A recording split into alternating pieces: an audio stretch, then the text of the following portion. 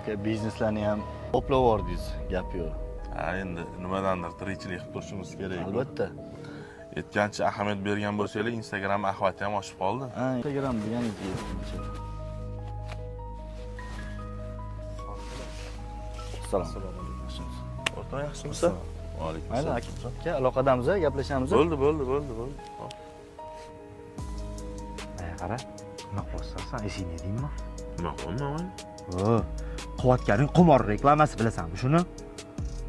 Sen chog'ayna. Qancha olding? Tushunmadim. Men senga aytolmay qancha olding? Et, g'ururing narxini bilib olishim kerak. Sen chog'ayna yosh bola bo'lmagan. Yana sen yotig'i bilan tushuntirib beraman. Yosh bola bo'lma. Xo'sh, gapir. Og'ayna, men quvvatgan bo'lsam shunchaki stories qo'yib beryapman. Futbolkasini kiyib chiqyapman. Men hech kim majburlayotganim yo'q, og'ayna. Odamlarni qarg'ishicha. Tushunmadim. Nimaga menga odamlarni qarg'ishini gapiryapsan, og'ayna? O, G'afforon akaning o'g'li 21 yosh edi. Mana shu qimor orqasidan o'zini o'zi osib qo'ydi qarz orqasidan. Hamid akaning o'g'lichi 32 yosh edi. Ikkita gulde nevarasi bilan kelini yetim qoldi.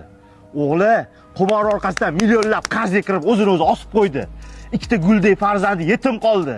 Va u kami uchinchi farzandiga xotini homilador edi. Shuni bilasanmi? Hali tug'ilmagan gulde shuni orqasidan yetim qoldi. Ha? O'ylamaysanmi? Odamlar qarg'ish senga ta'sir qilmaydimi? Nima shunda? Zarracha aybdor deb hisoblamaysanmi? Nimaga men aybdor bo'laman? Nimaga men aybdor bo'laman? Yutsa qimor zo'r. Lekin hammasi o'zini osib qo'yib o'lib ketadigan bo'lsa, qimor yomonmi? Qaytadi. Men senga aytaman, bilib qo'y. Bir kun qaytadi. Yomon qaytadi.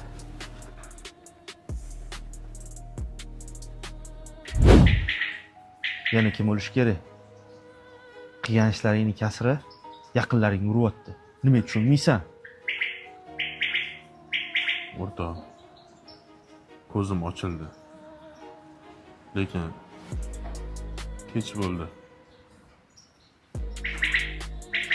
Tavba qilishga hech qachon kech bo'lmaydi, o'rtoq.